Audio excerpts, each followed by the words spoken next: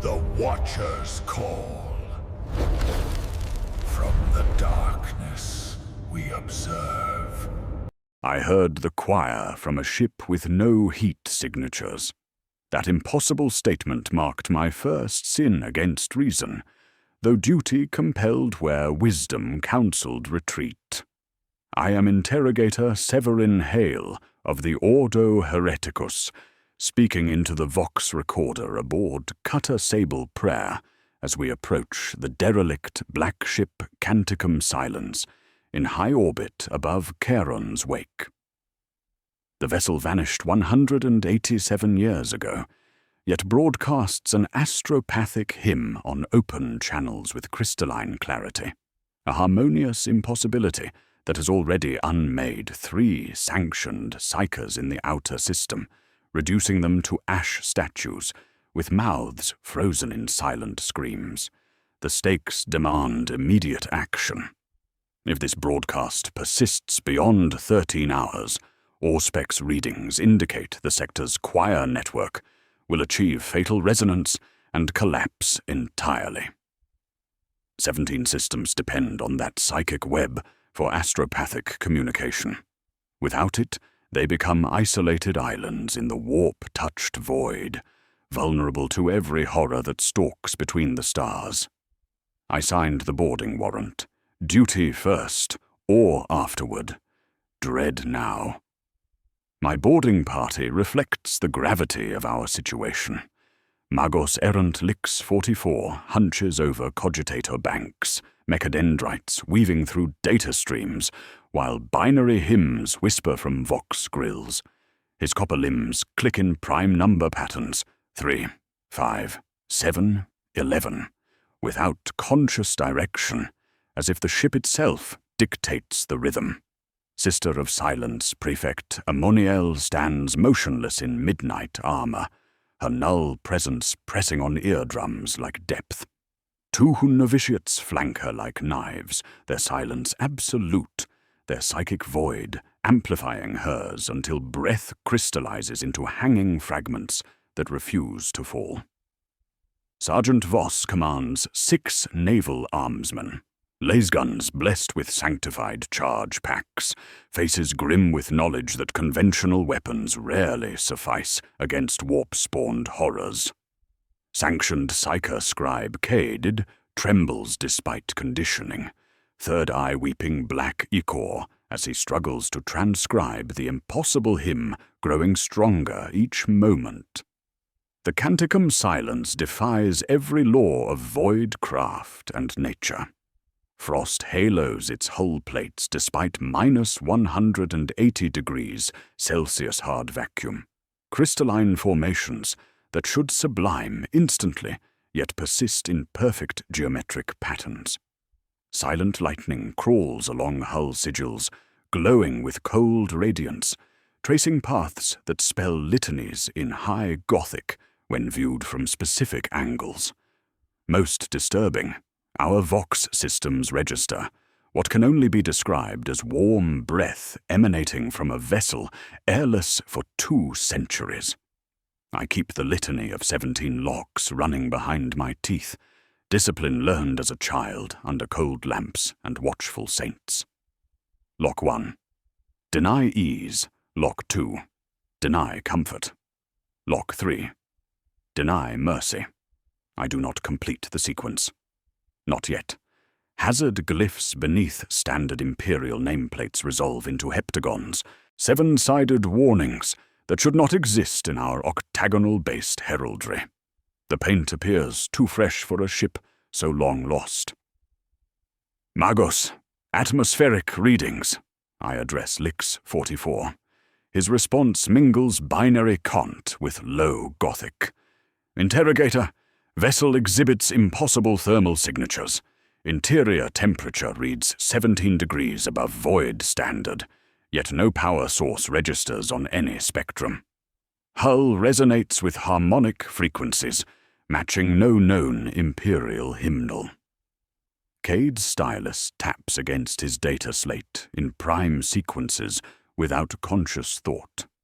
The ship answers through our Auspex, primes echoing primes from somewhere deeper in its corpse-cold halls. Prayer wheels along the approaching docking collar turn against drift, ticking in patient countertime.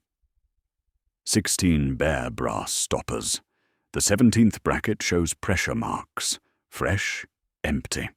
The boarding tube extends with mechanical precision, yet irregularities set my teeth on edge. The umbilical's ribs unfold like a pilgrim's ladder into a saint's mouth.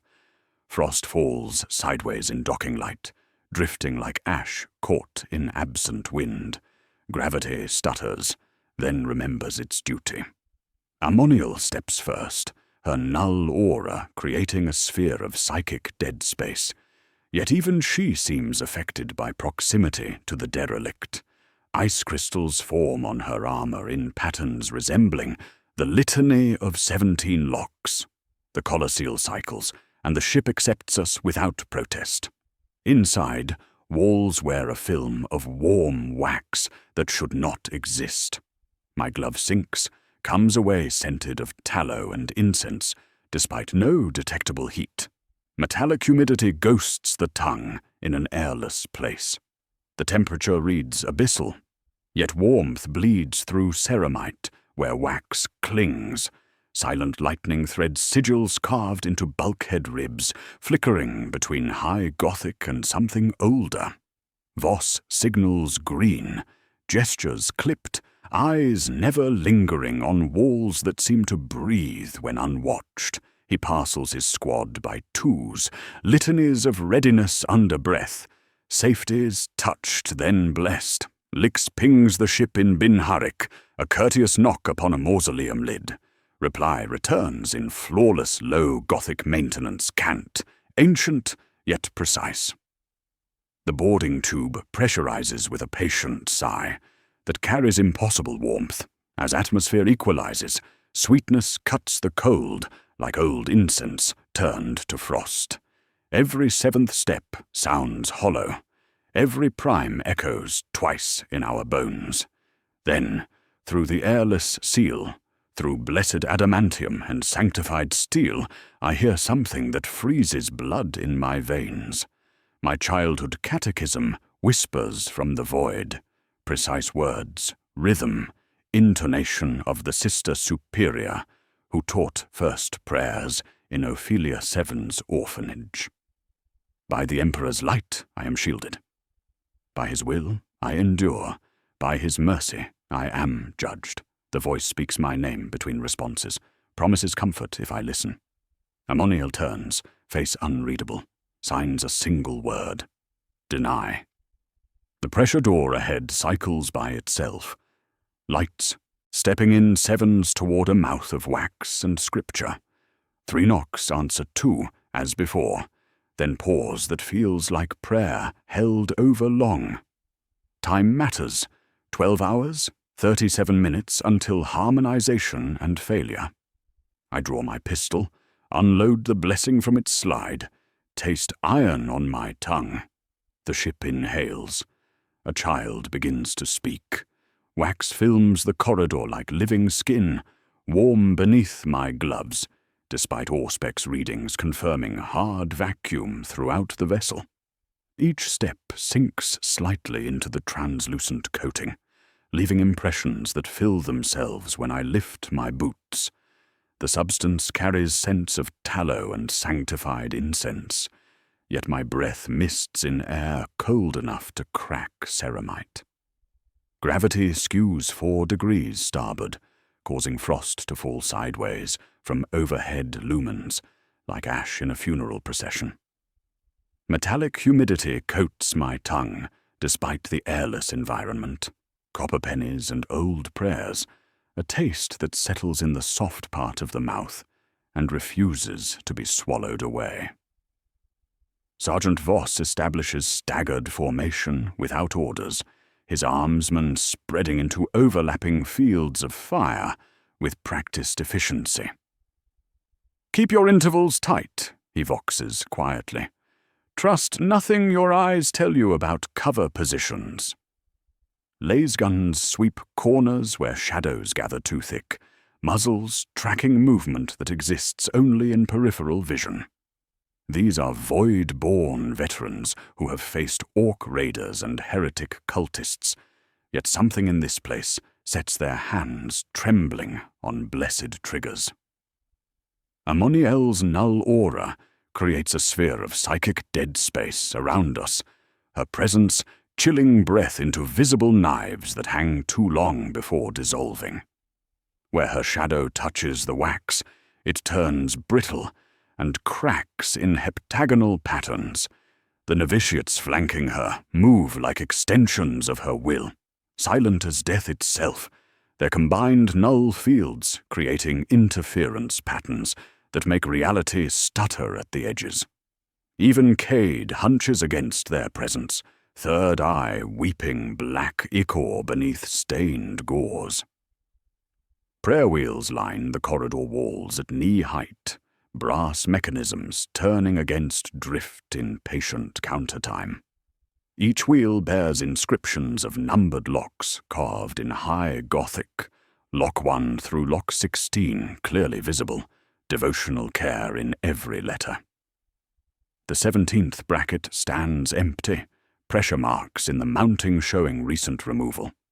Fresh scratches mar the ancient metal, as if someone pried the wheel free with desperate haste. The remaining wheels tick in sequence, counting down to something I dare not contemplate. Lix 44 extends mechadendrites toward wall-mounted cogitators, offering binharic handshakes to machine spirits that should be centuries dead. His binary hymns echo in the narrow space, mathematical prayers seeking communion with absent technology. The ship responds in perfect liturgical low Gothic, reciting maintenance rites with flawless pronunciation. Blessed be the oil that lubricates, sacred be the current that flows, holy be the machine that serves. The responses arrive too quickly, as if the vessel anticipated his queries. Magos, I address him quietly. What does the ship tell you? His vox grill crackles before words emerge. Interrogator, the vessel claims full operational status despite obvious dereliction. All systems report green, all crew at stations. The machine spirit insists on 17 maintenance cycles per day, yet records show only 16 completed. Dried handprints pressed into soft wax mark our passage deeper, impressions of multiple sizes suggesting children, adults, and something between. The prints lead toward what corridor markers identify as the Hall of Keys. Some overlap others, as if pressed in sequence during procession or ritual. The smallest prints barely span my palm. The largest could engulf a man's head. Where the wax is thickest, detail emerges too fine for accident. Thumbprint whirls, tiny ridges where cuts had scarred, before being preserved in this impossible medium. A subsonic thrum pulses through deck plates, felt more than heard, registering only when I hold my breath. It matches no mechanical rhythm, too organic, too patient, like a sleeping giant's heartbeat. The sound creates sensory dissonance, making my inner ear struggle for equilibrium, while my eyes insist the corridor runs straight and true. We test it twice more. Inhale, hold, thud, exhale, nothing. The ship waits when we wait. 3 knocks echo from the passage ahead, followed by 2 replies from somewhere deeper in the ship's bowels. The pattern repeats, patient as prayer, constant as heartbeat. Sound carries impossibly well through airless corridors, each knock resonating in my bones, creating harmonics that spell words in languages I do not recognize. Voss signals halt, his squad taking knee, with weapons trained on branching passages that stretch into darkness. Emergency lumens flicker in sequences of 7, casting shadows that move independently of their sources. Cade stumbles, data slate showing impossible readings, psychic resonance where none should exist, warp signatures in real space. "Interrogator," he whispers through chattering teeth. "The song, it's teaching me words I've never learned." A pressure door cycles open ahead without activation, iris segments folding back like flower petals. Beyond lies darkness deeper than void, yet somehow warm. In the door's polished surface, I glimpse a child-sized silhouette standing behind me, small hands pressed against the reflection's inner surface as if trapped within the metal itself. The figure raises one hand in what might be greeting or warning. I spin, bolt pistol raised.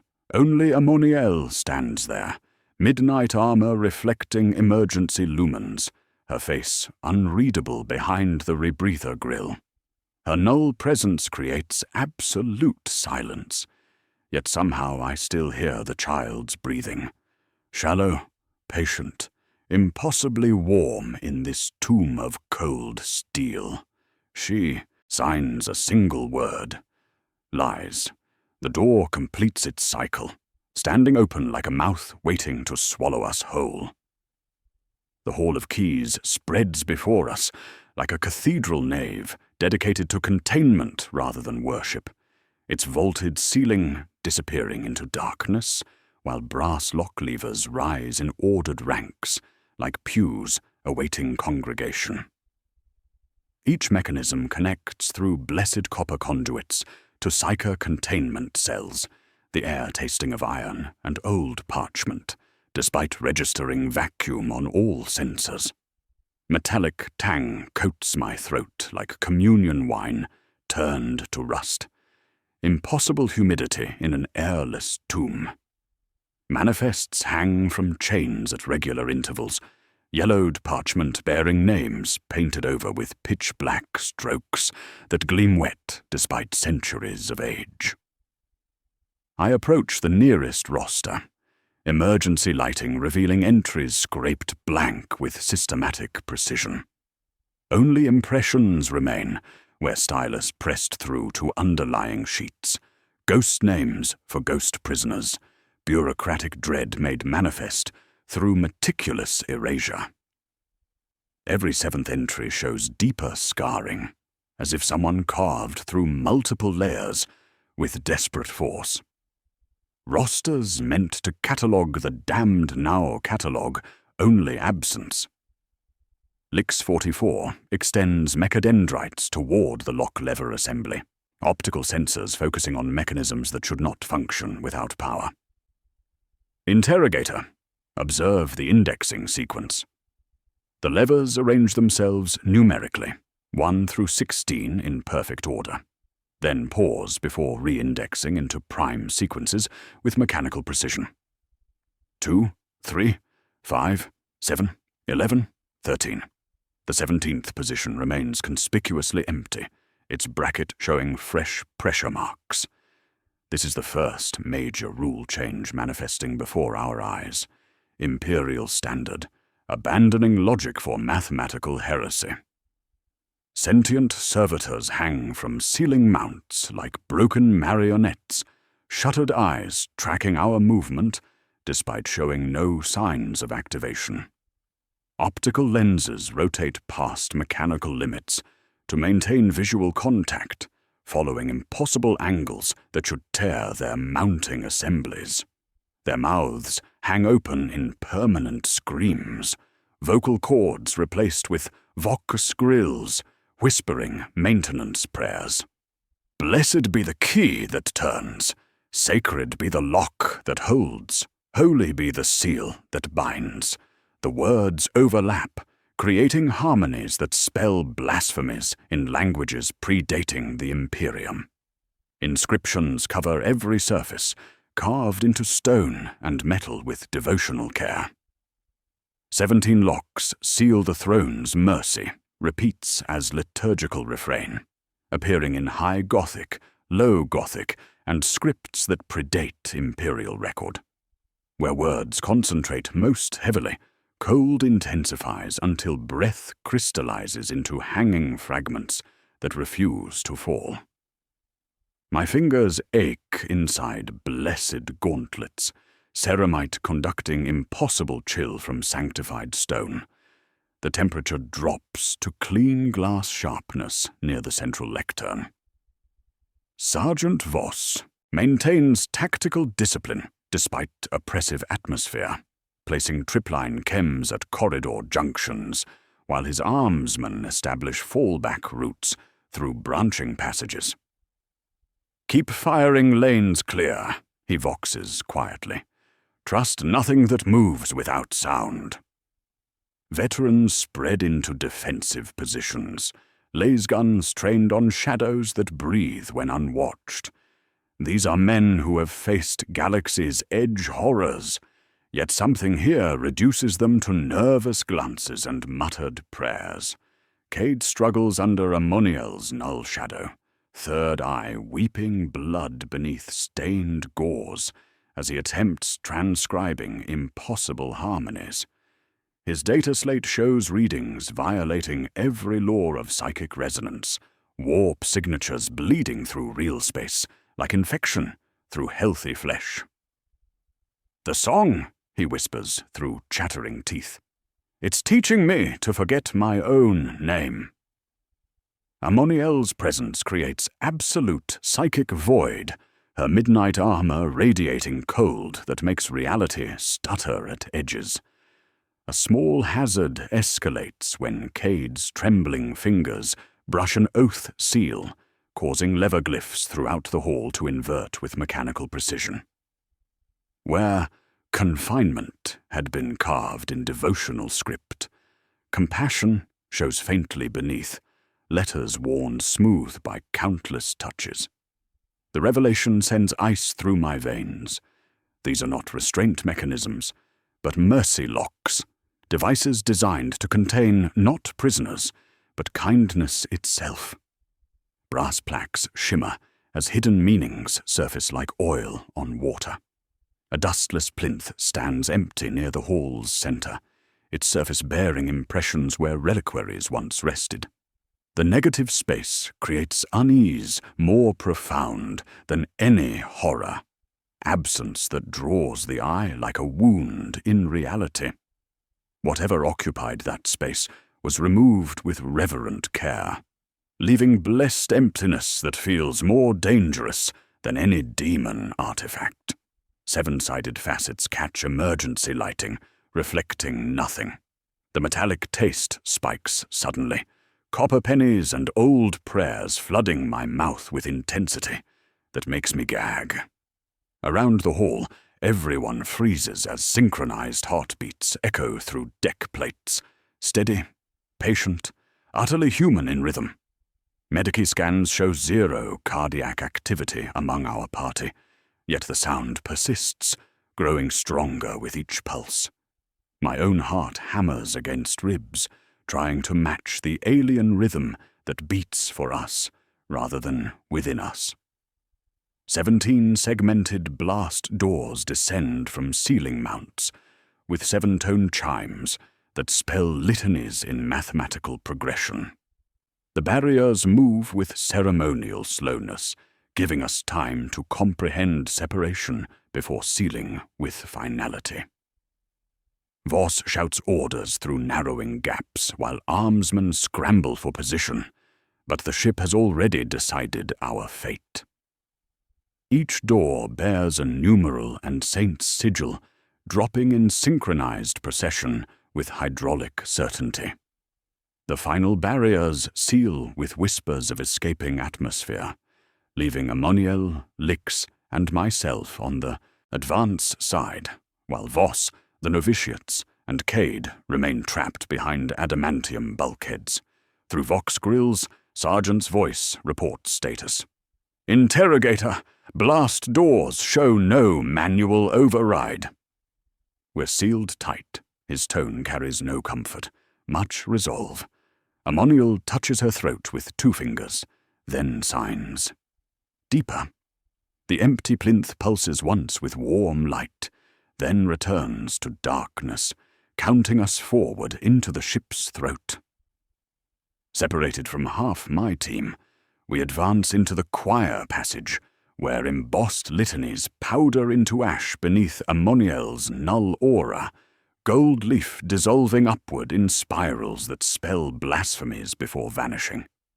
The temperature drops to what I can only describe as clean cold, not mere chill, but absence itself, as if heat has been surgically excised from reality. Yet the walls, padded with scripture stitched from flensed parchment, retain impossible warmth beneath frozen air, biological heat defying vacuum through devotional tissue that breathes with subtle rhythm.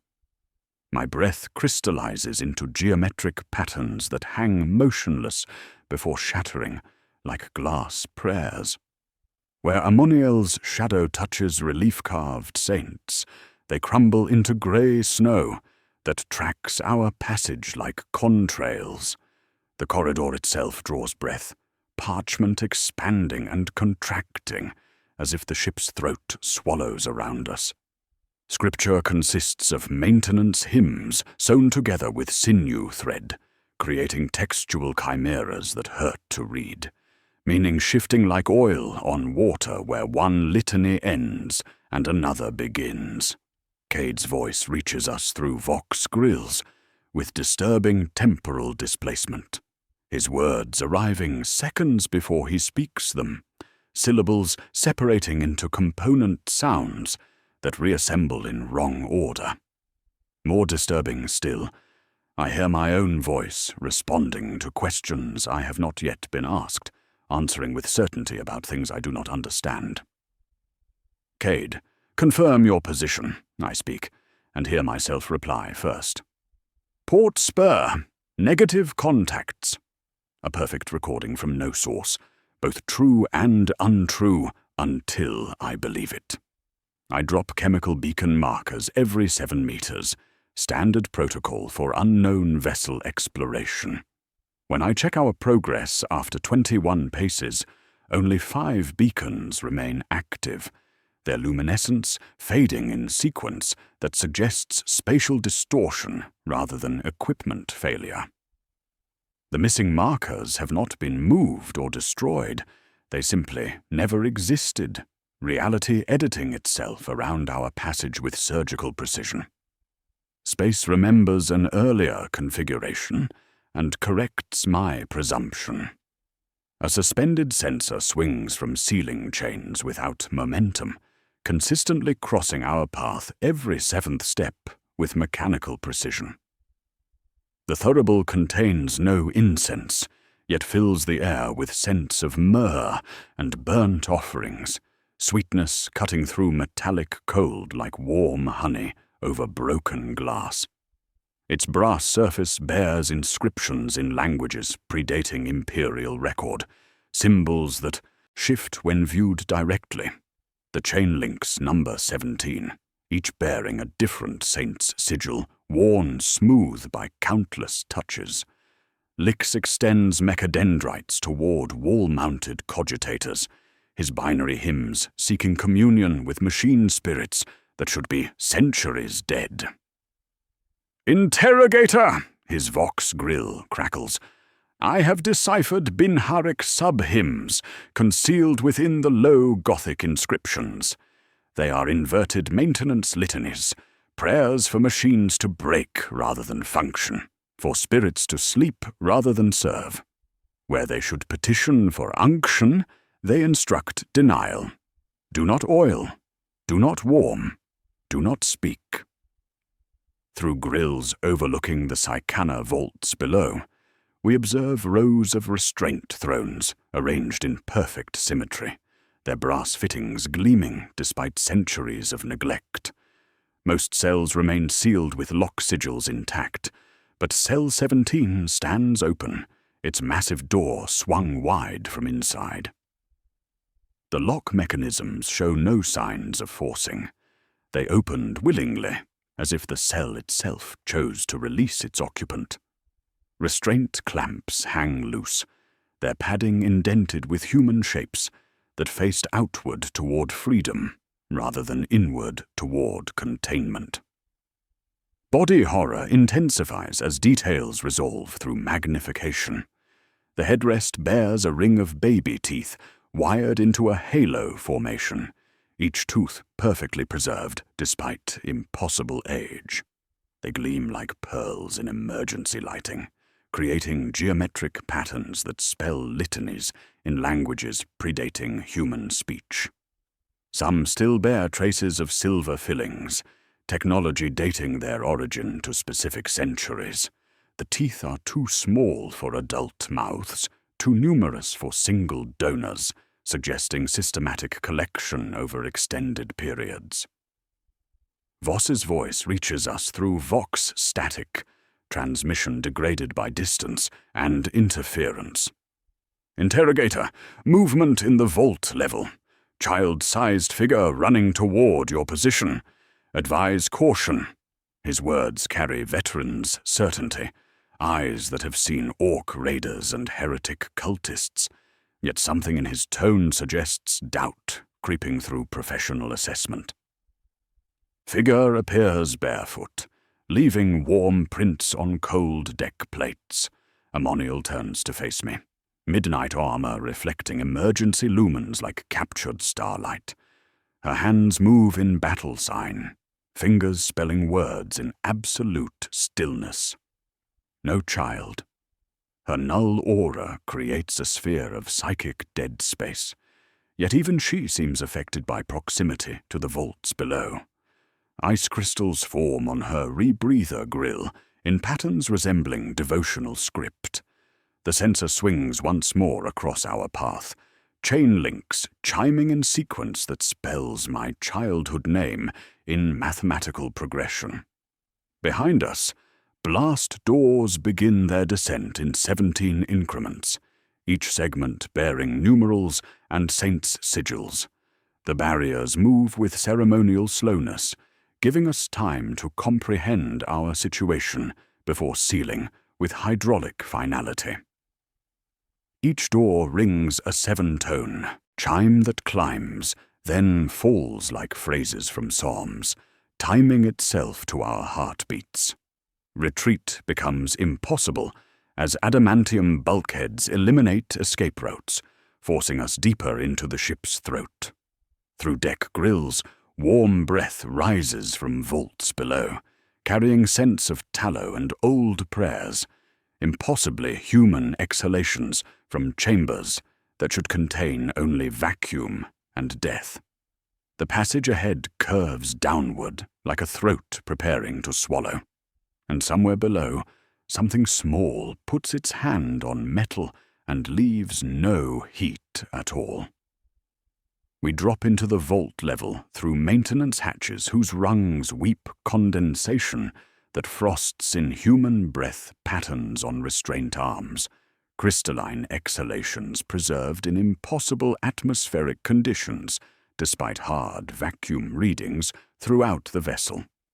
Each frozen breath cloud hangs like delicate lacework, some formations dating back centuries, while others remain disturbingly fresh.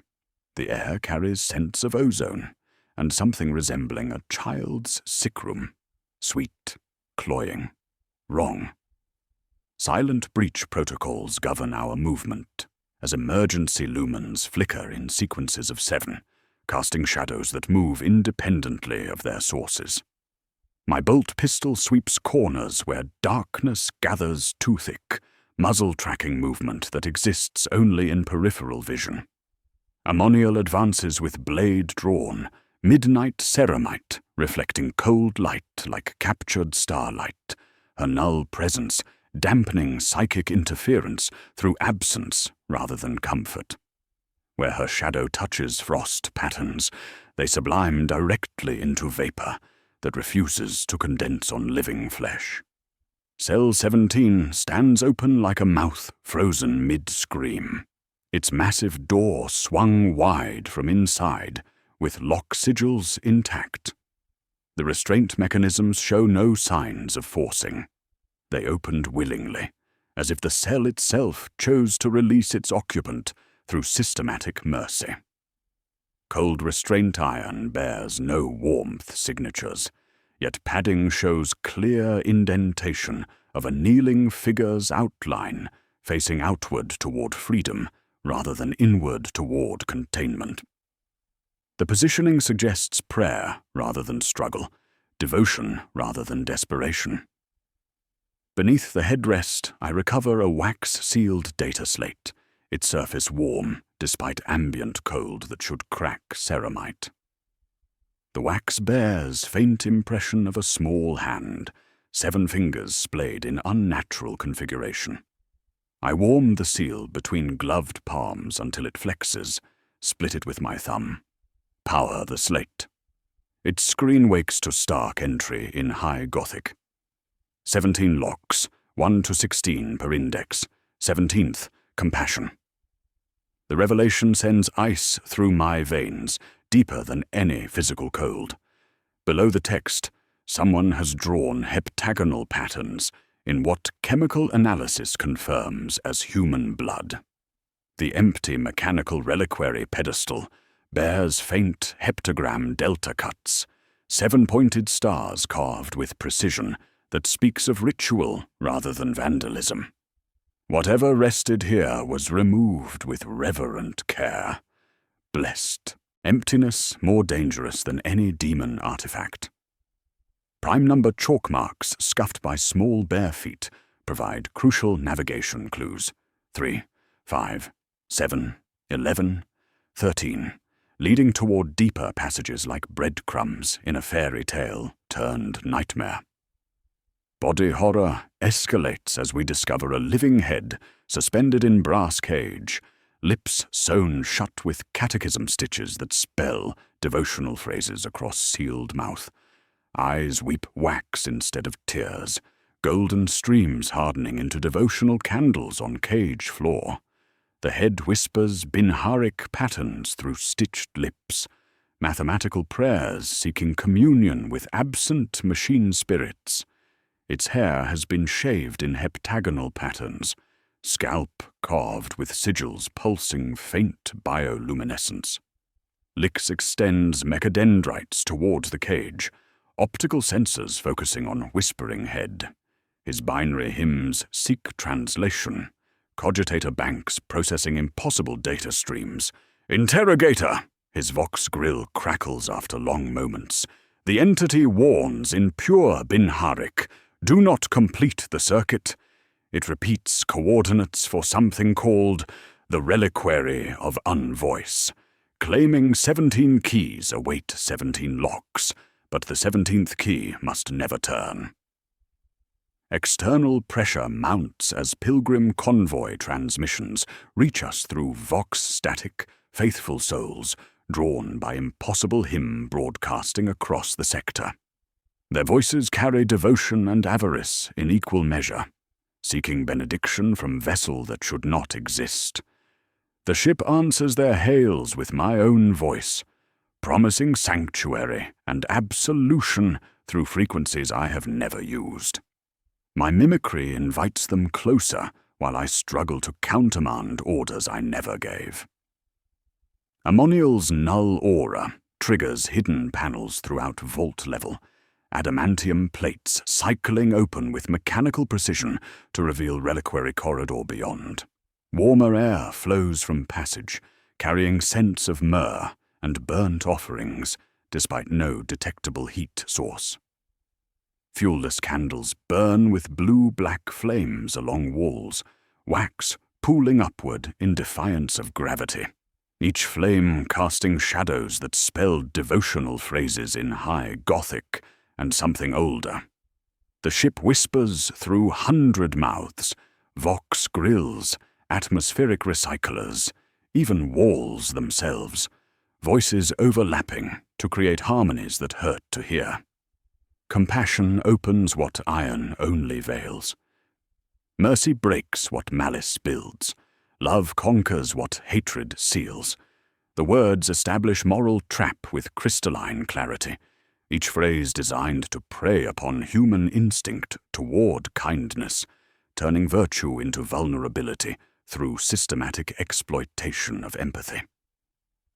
Temperature rises as we advance into reliquary route, frost subliming directly into vapor that tastes of copper pennies and old prayers. The corridor stretches beyond emergency lighting, curving downward like throat preparing to swallow. Brass plaques bear inscriptions in 17 languages, each translation slightly different, meaning shifting like oil on water where one phrase ends and another begins. The walls themselves breathe with subtle rhythm, parchment padding expanding and contracting, as if ship's throat swallows around us. Through deck grills I glimpse hall of keys below, blast doors sealed with voss, and others trapped behind adamantium bulkheads. Their vox transmissions reach us with increasing distortion, words arriving seconds before they speak them, syllables separating into component sounds that reassemble in wrong order. The head in cage exhales again, whispers with mechanical patience, "Do not complete the circuit." Ahead, blue-black flames bow as if welcoming penitents into ceremony, where ship serves as high priest, and something small has waited 187 years for compassion to unlock what iron only veils. The reliquary route's heart opens into a domed sanctum, where Master Maccabeus sits thorned to a copper and bone throne, impossibly alive after 187 years of void exposure. His parchment skin stretches taut over skull ridges, while gold wire threads through empty sockets in devotional patterns, creating heptagonal sigils across his face that pulse with faint bioluminescence. Brass conduits pierce his throat and temples, feeding directly into the ship's neural networks through blessed copper that weeps wax like tears.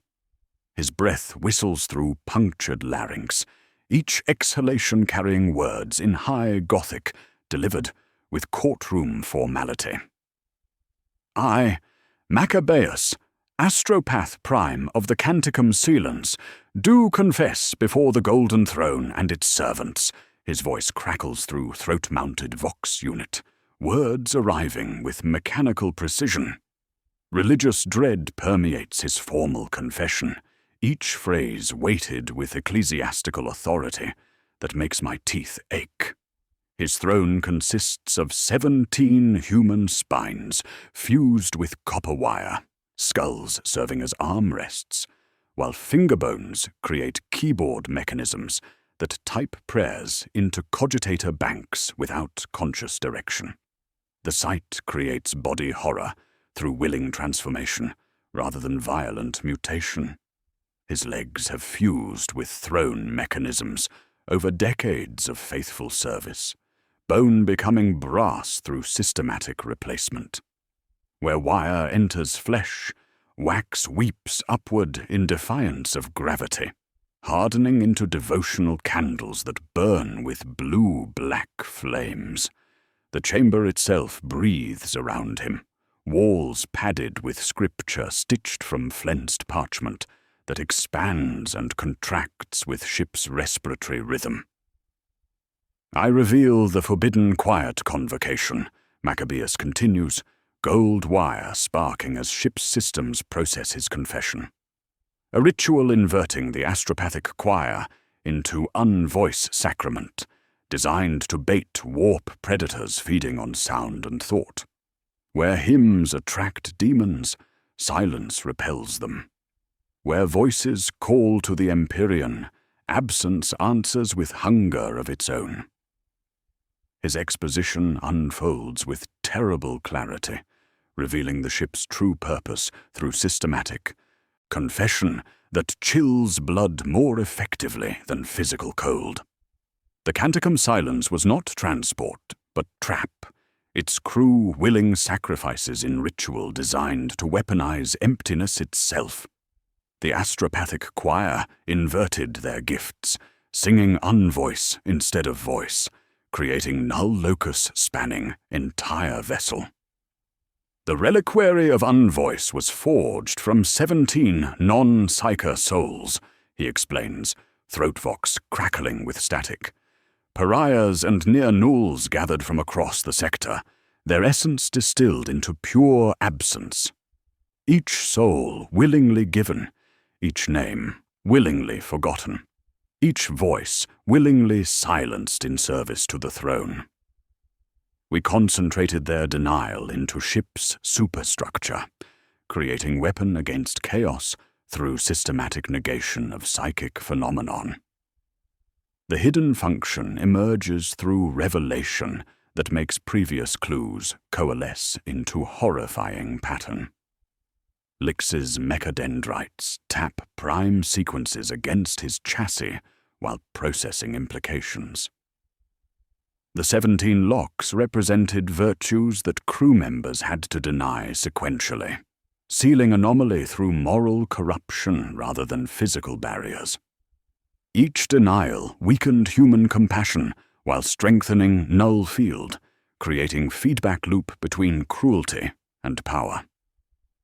17 virtues abandoned in sequence, Maccabeus whispers, gold wire smoking as neural connections overload.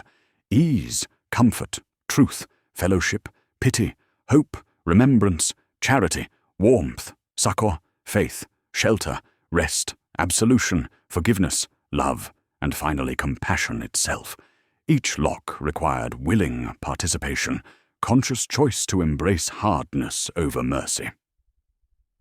Ammoniel's approach triggers Maccabeus's agony through proximity, her null aura interfering with throne mechanisms keeping him alive. His airless scream registers only as bone-deep pressure, sound refusing to propagate through atmosphere that denies acoustic phenomenon.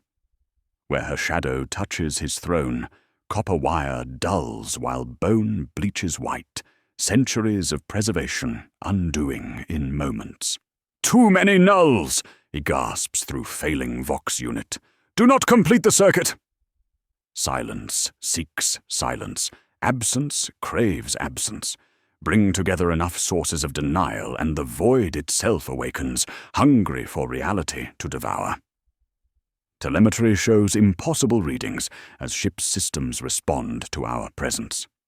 Choir amplitude dips through phase shifts, suggesting reality stuttering, while Geller field generators show active readings, despite zero power flow. The anomaly feeds on our investigation, growing stronger as we understand its nature. External sensors detect pilgrim convoy, accelerating toward rendezvous, their prayers creating straight paths for entity that travels by comfort rather than light. One of Ammoniel's novitiates steps closer without conscious thought, her null field brushing against throne mechanisms.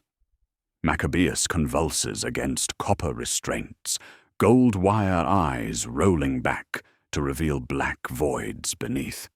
His torment creates sympathetic resonance in chamber walls, scripture cracking, while brass fittings sing harmonies that spell blasphemies in mathematical progression. The novitiate recoils in horror, her null aura flaring with distress. Through failing systems, Maccabeus delivers critical warning with prophetic certainty. You will be asked to kill the 17th key, child-shaped absence wearing human form, final lock requiring ultimate cruelty to seal. The ship will offer choice between compassion and duty. Choose wrongly, and silence spreads beyond these walls to consume sector entire. His throne sparks as neural connections sever, brass conduits smoking, while bone mechanisms seize with mechanical death rattles. Through dying Vox unit, he whispers coordinates to deeper levels, where 17th key waits in patient innocence, small hands pressed against metal that remembers warmth. Lights extinguish for single heartbeat, emergency lumens dying in perfect synchronization throughout sanctum. In that darkness, The chamber has 15 sides instead of 7. When illumination returns, flames burn blue instead of red, signaling midpoint transformation, where stakes escalate beyond ship to cosmic implications. The quiet convocation stirs in depths below, awakened by our presence, hungry for completion through ultimate denial of human mercy. Somewhere deeper, something small begins to weep, knowing what choice approaches on blessed feet. Escalation manifests through temporal fraying, as reality stutters around us like damaged cogitator tape, each moment arriving slightly displaced from proper sequence. I hear myself answering questions before they form, chemical beacons showing burnt out when I dropped them moments ago, while scars migrate between hands as the ship rewrites personal history with surgical precision. The corridor takes my next step before I decide to lift my boot, chronology cracking like frost-up window glass. Lix stabilizes Vox through Binharik counterbeats, mechadendrites tapping prime sequences against bulkhead ribs, while his cogitator banks process impossible data streams. Interrogator, his throat-mounted Vox crackles. Ship's chronometer shows 17 different times simultaneously. Temporal field exhibits properties consistent with warp-touched phenomena, despite null field readings. His binary hymns create mathematical anchors, stitching present moment together through mechanical certainty that makes reality remember its obligations.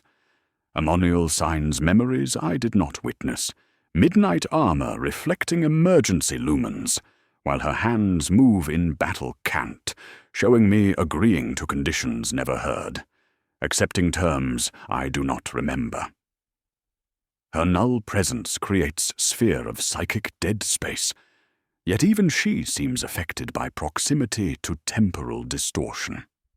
Ice crystals form on her rebreather grill in patterns resembling devotional script that changes meaning as I watch, heptagonal formations spelling words in languages predating Imperial record. Environmental, rule changes intensify with each step deeper into ship's throat. Octagonal deck plans no longer align with heptagonal corridors, creating impossible geometries where passages intersect at angles that hurt to perceive directly. Doors open to reveal chambers larger than whole dimensions should permit, while others lead to spaces existing only in peripheral vision. When I consult Auspex, it shows 17 different readings for same location, each measurement contradicting others with mathematical precision that makes my teeth ache. Through Vox static, Sergeant Voss reports developments from blast-sealed sections, with veterans' certainty undermined by growing confusion. Interrogator Armsman Kester, missing from second rank, found his last rifle still warm, power pack drained, but no footprints leading away. Weapon shows sustained firing at targets registering no heat signatures. His transmission carries undertone of professional doubt. Eyes that have seen orc raiders and heretic cultists struggling to process evidence, defying tactical doctrine. Through viewing slits overlooking lower decks, I glimpse ritual history preserved in temporal amber, 17 confessors inverting litanies, while ship's choir holds 7-hour breath, faces blue with devotional suffocation. Geller generator turns inside out like flower blooming in reverse, blessed mechanisms reconfigured to pipe denial instead of faith through ship's neural networks. The scenes replay with mechanical precision, each repetition slightly different, as if ship remembers multiple versions of same events. Sensory hits create atmosphere, bypassing rational thought to strike directly at primitive brainstem.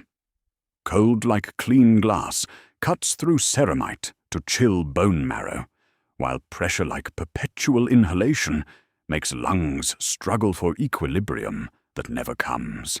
Air tastes of copper pennies and old prayers, metallic humidity coating tongue despite hard vacuum readings throughout vessel. Where scripture concentrates most heavily, temperature drops until breath crystallizes into geometric patterns spelling blasphemies before shattering. Motif callbacks evolve with disturbing precision as ship's acoustic signature shifts. 3 knocks, 2 replies becomes 2 knocks, 3 replies, creating rhythm matching no human heartbeat, yet feeling familiar as childhood lullaby. Pattern echoes through deck plates, establishing countdown to something I dare not contemplate. Each sequence carries undertones, spelling words in languages predating Imperial record. Telemetry maintains tension through impossible readings, violating every law of physics and theology. Geller field generators show stable operation despite 0 power flow. Blessed mechanisms drawing energy from absence itself. External sensors track pilgrim convoy acceleration, faithful souls drawn by impossible hymn broadcasting across sector, while their prayers create straight paths for entity, traveling by comfort rather than light. Lix discovers route to Geller sanctum requires passage through warded chapel, whose threshold bears inscription in 17 languages. Let mercy speak or passage ends. Chamber beyond pulses with warm light despite no detectable heat source. Brass fittings singing harmonies that hurt to hear. Fuelless candles burn with blue-black flames, while walls breathe with subtle rhythm, parchment padding expanding and contracting as if ship's throat swallows around anticipated words. Moral trap crystallizes with surgical precision, designed to exploit human instinct toward kindness. Someone must speak word mercy to open passage, yet doing so risks completing circuit awakening absence itself. Ship waits with mechanical patience, offering choice between compassion and duty while countdown approaches 0. Ammoniel turns to face me, midnight armor reflecting candlelight like captured starlight. Her hands move in battle sign, fingers spelling warning in absolute stillness. Do not speak. Her null aura creates interference patterns, making reality stutter at edges, yet even her presence cannot fully suppress ship's hunger for completion through ultimate denial of human mercy. Chapel threshold pulses once with warm light, counting us forward into moral crucible, where virtue becomes vulnerability, and kindness unlocks doors, meant to stay sealed forever. The Geller sanctum reveals a chapel fused with generator technology, where faith and function merge in blasphemous marriage, pews becoming coil housings, while stained glass transforms into armored capacitors, bearing saints' faces etched into cooling fins that bleed hoarfrost. Confessor Orvanius hangs cruciformed in the nave, like a living reliquary, limbs outstretched into a loom of veins and cabling, brass sutures pinning skin to copper filaments, so his pulse converts prayer into electrical current through devotional mechanisms that whisper litanies in 17 languages simultaneously. His brass-sewn mouth feeds prayer circuitry through capillary flow, each stitch stamped with tiny aquila, while breath leaves him as thin wheeze, threading through lattice of blessed conduits, snaking toward the altar, where generator's heart should sit. Environmental anchors create sensory dissonance that bypasses rational thought to strike directly at primitive brain stem. Air tastes of iron hymnals and hot dust, the flavor of chapel braziers left to ash. Yet temperature remains glacial enough to make teeth ache in their roots while breath crystallizes into geometric patterns spelling blasphemies before shattering. Frost feathers hang from power conduits in 7-ribbed fronds, trembling to rhythm, matching not confessors' shallow respirations, but silent knocks moving through ship's hull. 2, then 3 replies, cadence that has forgotten how to be heartbeat. The altar bears inscription engraved so deeply the adamantium has thinned, words glowing with heatless light trapped in etched grooves. Mercy is the key. 7 words revealing traps, mechanism with crystalline clarity, each letter carved through systematic torture of sacred stone, while radiating false comfort of hearth in frozen house. Below the inscription, someone has drawn heptagonal patterns in what chemical analysis confirms as human tears, salt crystals forming devotional mandalas that pulse with faint bioluminescence. Lix advances with reverent caution, mechadendrites splayed like priests' fingers over relic, while optical sensors dilate to coin-black discs surveying generator altar mechanisms. Interrogator! His vox grill crackles with cold chime in tomb air. The altar's logic tree is keyed to intent. Acts of compassion unlock further layers through systematic exploitation of human mercy. Each kind gesture opens locks meant to stay sealed, creating feedback loop between virtue and vulnerability. He touches chassis mark with steel finger, gear inside stone, clacking once as it reads that touch. It is clockwork confessional, designed to harvest emotion, spiritual engine powered by systematic denial of human compassion. Body horror and moral dread converge through confessor's condition, his pleading eyes begging for bolt-round mercy, while I restrain myself with discipline learned under cold lamps and watchful saints. Orvenius tracks me with yellowed parchment sclera, around irises milked pale by pain, begging with universal plea for end delivered in silence by mouth engineered never to close. Understanding crystallizes with terrible clarity. Kindness here unlocks doors. Mercy opens passages. Compassion completes circuits, awakening absence itself.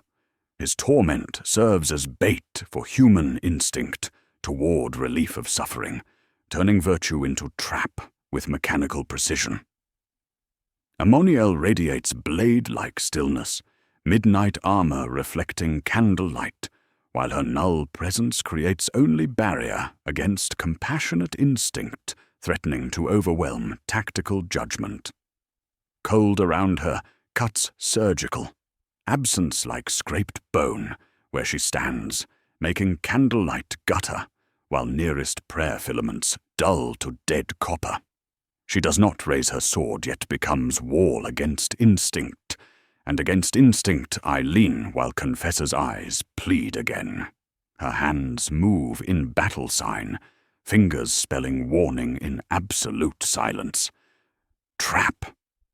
Military pragmatism burns with cruel correctness as I order no action, discipline overriding human instinct through systematic suppression of mercy. Hold positions, no action on the confessor. Any act of compassion risks completing the circuit. Words echo with taste of copper and old prayers, like sacrament taken with blood, each syllable violating every principle of imperial honor, yet necessary for survival of something larger than individual suffering. The knave seems to lean toward me like listening thing, intent gears aligning as altar gleams hungrily, while line, mercy is the key, warms to soft ember color. Telemetry reveals opportunity and terrible cost through impossible readings making. Cogitator banks smoke with overload. Lix vents thin cloud of sanctified vapor from shoulder sensor, valves ticking in prime intervals. We can sing against this, he says, almost eager and ashamed in same syllable. Binharik anti-him will discord the unvoice if we bind Geller phase at harmonic node. But equation requires fixed null, an anchor. He gestures, and reliquary locus answers, by softening floor to indentation shaped like human body, as if memory had worn it smooth. Machine spirit interprets anchor as consumable, not placement, a price. Confessor's bloodlines throb with increasing intensity as deck plates ripple into heptagonal patterns, seven-sided geometry opening passage downward without physical movement. Reality folds like origami made from space-time, creating route to ship's heart through dimensional shortcuts that hurt to perceive directly.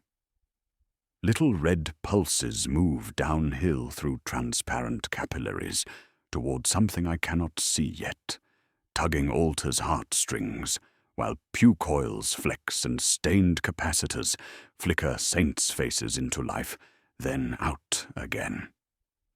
Sensory hit strikes without warning, as warmth passes through chamber, like breath of sleeping giant, fleeting caress of compassion, then vanishes into colder cold that makes previous chill seem tropical by comparison. Temperature drops to clean glass sharpness, while pressure builds like perpetual inhalation, lungs struggling for equilibrium that never comes. The sensation signals approach to ship's heart, where ultimate moral test awaits, where virtue becomes vulnerability, and kindness unlocks doors meant to stay sealed forever. Through prayer circuitry, Confessor whispers final warning with voice made from electrical current. The 17th key. Waits below. Child-shaped absence. Wearing human form. His words arrive as sympathetic vibrations through brass mechanisms, each syllable costing agony beyond description, yet delivered with prophetic certainty that chills blood more effectively than physical cold. The passage yawns open like throat preparing to swallow, countdown approaching 0, while something small puts its hand on metal and leaves no heat at all.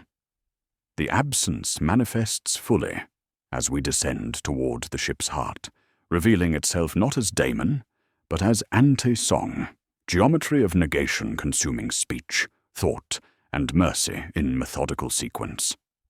I name it the Quiet, because demon carries wrong implications. This entity feeds not on blood, but on what transforms breath into meaning, silence with weight and hunger that devours, rather than simply existing. Where it passes, frost curls away from mouth-shaped zones, where words attempt formation, leaving thermal shadows of unspoken prayers, while reality edits itself around systematic erasure of human expression. Vox logs lose proper nouns mid-sentence, as the Quiet feeds on identity with surgical precision. The sanctioned psyker's name disappears from transmission records, syllables vanishing like snow on heated metal while his face blurs in memory's periphery, until I struggle to recall features burned into tactical assessment. The anomaly consumes names first, then deeds, voices, and finally hearts, working through hierarchy of human meaning with mechanical efficiency that leaves only functional necessity behind. What remains serves duty without identity, purpose stripped of personality. External crisis escalates through impossible transmissions, reaching us from approaching faithful. The Quiet demonstrates voice theft capability by mimicking my words with perfect inflection, broadcasting all clear, board and assist through frequencies I never accessed, promising sanctuary while countdown approaches 0. My voice carries pastoral gentleness reserved for frightened witnesses, warmth I know I do not possess, luring devotional fervor toward systematic consumption. Environmental cues show reality, bending around absence like light around massive gravitation. Emergency lumens flicker in sequences of 7, casting shadows that move independently of sources, while brass fittings sing harmonies that hurt to hear. The ship breathes around us, walls padded with scripture expanding and contracting as throat swallows anticipated words. When I attempt speaking the Psyker's erased name, air around my mouth thins, sound drawn away before formation, leaving void where meaning should reside. Military Crisis presents dual choices with tactical clarity, undermined by cosmic implications. Option 1. Ignite drives for solar dive, burning ship and crew in Emperor's fire, while denying the quiet opportunity to spread beyond these walls. Option 2. Attempt salvage and survivor rescue, risking entities' escape through Pilgrim convoy, whose unprotected Vox networks create infection pathways across 17 systems. Both carry terrible cost, yet inaction guarantees catastrophe, spreading through astropathic choir networks like plague. Religious dread intensifies as Maccabeus begs release through unmaking. Gold wire eyes weeping wax while throne mechanisms spark with overload.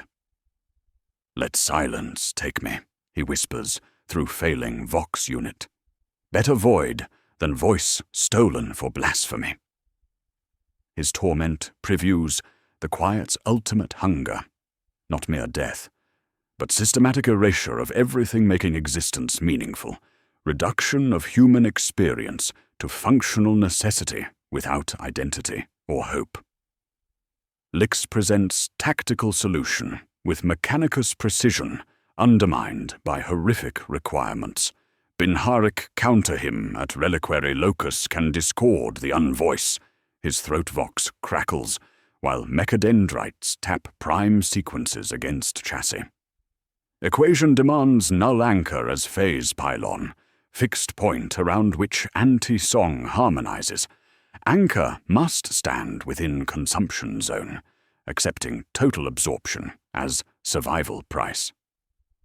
His optical sensors focus on coordinates leading deeper into ship's throat, where 17th key waits in patient innocence. Breaking 17. Locks requires denying each virtue sequentially, culminating in ultimate refusal of compassion itself.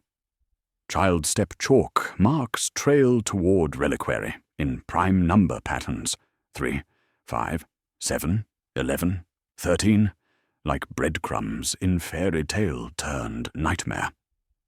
The path leads through moral crucible, where virtue becomes vulnerability, and kindness unlocks doors meant to stay sealed forever. External vox carries my gentle invitation to convoy with inflection, perfect enough to fool voice print analysis. "Come aboard, faithful pilgrims. The ship offers sanctuary through blessed silence. The quiet demonstrates sophistication beyond mere mimicry, understanding human psychology well enough to craft lures exploiting devotional fervor, while convoy responds with acceleration and prayer. Blessed ship canticum silence, we bring offerings of faith and flesh," convoy commander transmits with devotion, undermined by avarice. Their approach creates straight paths for entity traveling by comfort rather than light, faithful souls drawn by impossible hymn, while unprotected Vox networks provide vectors for systematic consumption of identity and hope. Clock pressure mounts as entities' mimicry threatens to outvote authentic warnings through sheer transmission volume. My voice broadcasts contradictory orders across multiple frequencies, promising safety while issuing quarantine commands, creating confusion serving the quiet's purposes by preventing coordinated response. Each false transmission carries vocal patterns with perfect accuracy, yet contains subtle inversions, spelling blasphemies in mathematical progression. Amoniel turns toward me, midnight armor reflecting emergency lumens like captured starlight. Her hands move in battle sign, fingers spelling acceptance in absolute stillness. I am anchor. The motion cuts deeper than any Xenos blade. She understands the equation's requirements, accepts consumption as price for others' survival. Through deck grills, something small moves toward reliquary with patient steps, bare feet leaving warm prints on cold metal despite registering 0 heat signatures. The 17th key approaches its lock, while moral trap crystallizes around choice between compassion and duty. Magos, I order, discipline overriding human instinct. Prepare the counter-hymn. Time fractures as ship holds its breath, 17 systems hanging in balance, while absence prepares to feast on mercy itself. Decision crystallizes with tactical clarity that cuts through moral uncertainty, like blessed blade through heretic flesh. I commit to counter him and solar dive, transmitting quarantine orders on all frequencies, while my own voice's mimicry contests each command with gentle contradictions. All vessels maintain distance. Vessel compromised. Do not board. My authentic transmission overlays with stolen voice, broadcasting, all clear, board and assist, creating harmonic interference that spells blasphemies in mathematical progression, while the quiet demonstrates sophistication beyond mere mimicry. Lix initiates Binharik anti-hymn preparation with Mechanicus reverence, extending mechadendrites toward generator altar, while machine spirit incenses burn in brass censers throughout sanctum. Sacred oils flow through blessed conduits as he inlays scrimshawed cogitator plates etched with prime sequences into open panels, reconnecting generator veins to create stable phase cascade. His binary hymns seek communion with ship's neural networks, establishing mathematical anchors that make reality remember its obligations through mechanical certainty. Interrogator, his vox grill crackles with cold precision. Anti-hymn requires 17 minutes preparation. Phase cascade must align with Geller harmonics, while null anchor maintains fixed position within consumption zone. The altar purrs in relief through metal, like a cat warming to the hand that will drown it. Brass mechanisms singing harmonies that hurt to hear. Counter-song will discord the unvoice, but equation demands total sacrifice. Sister Amoniel volunteers as null anchor without ceremony, midnight armor reflecting candlelight, while her presence creates sphere of psychic dead space that makes reality stutter at edges. She forbids novitiate assistance with commanding glance that cuts sharper than any Xenos blade, her hands moving in battle sign spelling acceptance in absolute stillness. Emperor protects through willing sacrifice. The motion carries weight of final sacrament, understanding the equation's requirements with veteran's certainty. Through Vox static, Sergeant Voss reports from blast-sealed sections with professional resignation. Interrogator, charge is set on structural spines. Fail deadman, linked to 17-minute delay. If counter-hymn fails, solar dive burns everything in Emperor's fire. His transmission carries undertone of duty's terrible mathematics, eyes that have seen galaxy's edge horrors accepting sacrifice as price for others' survival. I begin the 17 denials, discipline learned under cold lamps, providing framework for systematic moral corruption required to break locks. Each virtue must be refused in sequence, creating feedback loop between cruelty and power that weakens the quiet's hold on reality. The litany carries ritual formality that makes teeth ache. Refuse solace, refuse absolution, refuse forgiveness. Language technique creates atmosphere through cold recitation that bypasses rational thought to strike primitive brainstem. Each denial warms air fractionally, hearth thought without fire, before deeper cold descends like vacuum snap in marrow. Words carry weight of final sacrament, each syllable costing fragments of humanity, yet necessary for survival of something larger than individual moral purity. Refuse pity, refuse comfort, refuse hope. I continue while brass mechanisms throughout ship respond with clicking gears. Scripture cracks under pressure of inverted meaning, as reality edits itself around. Systematic denial of virtue. The sensor swings in prime sequences, while frost peels back from mouth prints that cannot form words. Telemetry tracks progress through impossible readings, making cogitator banks smoke with overload. Lock mechanisms respond to systematic virtue denial, while ship rotation aligns for solar dive. Massive hull, turning toward Emperor's fire with mechanical precision. External sensors detect convoy acceleration despite quarantine orders, faithful souls drawn by impossible hymn, while unprotected Vox networks provide vectors for systematic consumption. Refuse charity, refuse warmth, refuse succor. The litany continues as we advance deeper into ship's throat.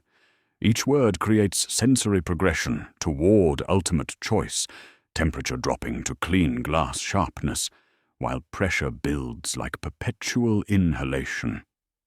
The ship hisses through ducts with 100 friendly mouths, trying to find weakness in our resolve.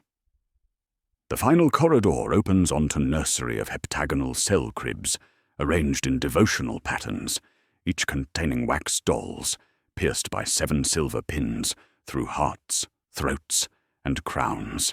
Air carries impossible warmth, scented with lavender and old milk, cruel parody of comfort in frozen tomb. Emergency lumens flicker in sequences, creating shadows that move independently, while brass fittings sing lullabies without sound. One crib rocks with ominous purpose, containing not doll, but child from reflections, small figure with blank eyes that don't reflect light, skin cool as glass, while breath merely suggests itself. The 17th key manifests in physical form, manufactured null serving as final lock requiring ultimate cruelty to seal. Scalp bears heptagram framing pariah gene brand, while tags list 7 scratched-out names with space for 8th. The child's presence creates ultimate moral test, forcing choice between compassion and duty, while the quiet coils around possibility of mercy, like serpent around apple. Small hands reach toward me with universal plea for comfort, innocence weaponized through systematic exploitation of human instinct toward protection of children. Its existence violates every principle of imperial honor, yet serves as necessary component preventing cosmic catastrophe. Refuse faith, refuse shelter, refuse rest. I continue while child thing tracks me, with eyes absorbing emergency lumens. Each denial brings counter him closer to completion, as Amoniel steps toward reliquary locus, her null aura creating interference patterns that make child flicker, like damaged hollow projection. 2 denials remain. Love. Compassion. The child begins to weep tears that freeze before falling, knowing what approaches on blessed feet. Through deck grills, Lix's anti-hymn builds toward crescendo, while countdown approaches 0, and convoy draws closer to systematic consumption. I draw my bolt pistol.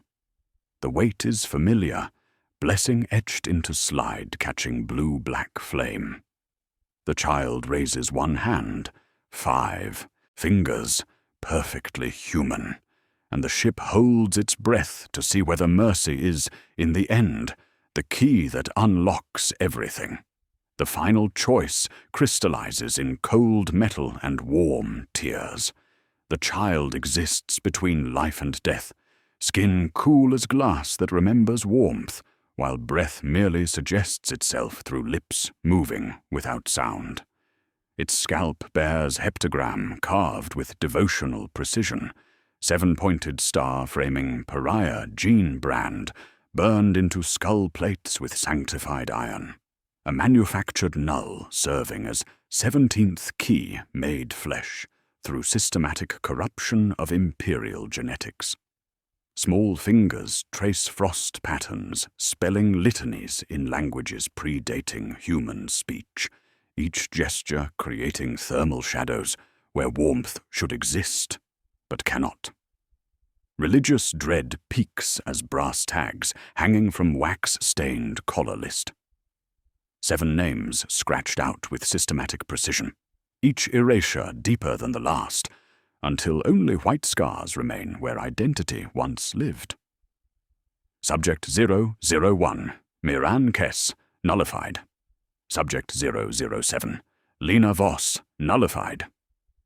The 8th space waits blank, ready for name I refuse to acknowledge, identity existing only in absence of recognition. The quiet coils around compassion's possibility, like serpent around apple, feeding on potential mercy through proximity to innocence weaponized against human instinct. 17 denials must culminate here in ultimate refusal, systematic moral corruption reaching crescendo through willing cruelty toward manufactured vulnerability. Each previous denial prepared this moment, weakening compassionate impulse until duty stands naked against mercy in final combat. The child represents ultimate trap exploiting human protection instinct, virtue transformed into liability through mechanical precision that makes teeth ache with wrongness. Ammonial signs with steady hands, unmarked by doubt, midnight armor reflecting candlelight, while her null presence creates only barrier against compassionate instinct threatening tactical judgment. Her fingers spell acceptance in absolute stillness. I am anchor. Do not complete the circuit. The motion carries weight of final sacrament, understanding equations requirements with veteran's certainty that cuts deeper than Ennis Xenos blade. Military conscience battles duty as I order novitiate withdrawal from nursery, discipline overriding human decency through systematic suppression of mercy.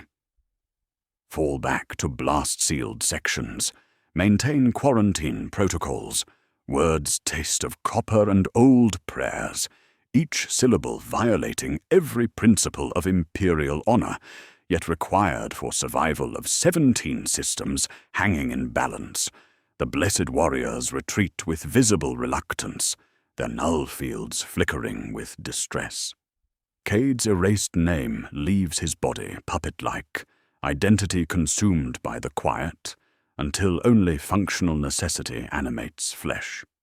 He moves toward child thing with mechanical precision, drawn by absence, calling to absence through sympathetic resonance that bypasses conscious thought. Ammoniel's aura halts his advance through null field interference, creating sphere of psychic dead space that makes reality stutter around animated corpse serving duty alone. Telemetry shows climax approaching through impossible readings, making cogitator banks smoke with overload. Lix's anti-hymn builds toward crescendo, while convoy draws closer to systematic consumption, faithful souls providing infection vectors for entities spread through unprotected Vox networks. External sensors detect docking umbilicals extending with mechanical precision as pilgrims seek sanctuary, promised by stolen voice broadcasting gentle invitations. Environmental spike creates physical distress, bypassing rational thought to strike primitive brainstem directly. Tongues salt with taste of tears, never shed, while moisture beads on surfaces, but refuses to fall, hanging like crystalline prayers frozen mid-formation. Temperature drops to clean glass sharpness, making breath visible in geometric patterns, spelling blasphemies before shattering. Pressure builds like perpetual inhalation, lungs struggling for equilibrium that never comes, while reality thins around edges. Motif callback completes with disturbing finality, as acoustic signature transforms. 3 knocks, 2 replies becomes absolute silence as ship holds its breath, counting us toward moment requiring ultimate cruelty. Pattern echoes through deck plates one final time before vanishing, leaving only heartbeat rhythm, matching no human pulse, yet feeling familiar as childhood lullaby turned funeral dirge. The child reaches for me with universal plea for comfort, small fingers passing through air like cutting silk, while triggering memory visions preserved in temporal amber. I witness original ritual, Confessor Orvenius weeping while refusing mercy to bound prisoners, ship becoming quiet through systematic denial of compassion over 17-hour ceremony. Each virtue abandoned weakened human instinct until only functional necessity remained, crew transforming into perfect servants through willing embrace of cruelty. Visions show ship's choir holding 7-hour breath, while faces purple with devotional suffocation. Geller generator inverting like flower, blooming in reverse, as blessed mechanisms reconfigure to pipe denial instead of faith through neural networks. 17 confessors recite inverted litanies, while reality edits itself around systematic moral corruption, virtue becoming vulnerability through mechanical precision, designed to harvest emotion itself. Refuse faith, I continue the litany, voice steady despite horror crystallizing around final choice. Refuse shelter. Refuse rest. Each denial warms air fractionally before deeper cold descends, creating sensory progression toward ultimate refusal that will seal locks or damn 17 systems to systematic erasure. The 17th lock demands compassion's utter denial through killing manufactured innocence, final refusal requiring complete abandonment of mercy in service to cosmic necessity. Child Thing represents culmination of trap-exploiting human virtue, weaponized vulnerability, designed to break moral resolve through systematic exploitation of protective instinct toward young. I raise my bolt pistol, weight familiar in blessed grip, while targeting reticule settles on small forehead-bearing heptagram brand. The weapon carries blessing etched into slide by Cardinal Voss on Ophelia 7, sanctified ammunition designed to deliver Emperor's mercy through clean death. Child Thing tracks movement with blank eyes absorbing light without reflection, understanding what approaches with manufactured patience born from systematic conditioning. Ammoniel steps into reliquary locus, her presence creating interference patterns, making reality stutter, while Lix's counter hymn reaches critical phase, requiring null anchor sacrifice. The ship whispers through 100 mouths, offering final temptation. Show mercy. Complete the circuit. Let compassion unlock what iron only veils. Time fractures as moral crucible crystallizes around ultimate choice between individual conscience and cosmic necessity. The pistol's weight increases with each heartbeat, while Child Thing waits with artificial patience, knowing what mercy costs in universe, where virtue becomes vulnerability and kindness unlocks doors meant to stay sealed forever. Refuse, love, I whisper, the 16th denial. The nursery seems to nod in anticipation. My finger finds trigger, blessed by sacred oil and martyr's blood, pressure point between duty and damnation. Through Vox static, convoy commander transmits final approach coordinates, while the quiet prepares to feast on mercy itself, or retreat before systematic cruelty that denies its fundamental nature.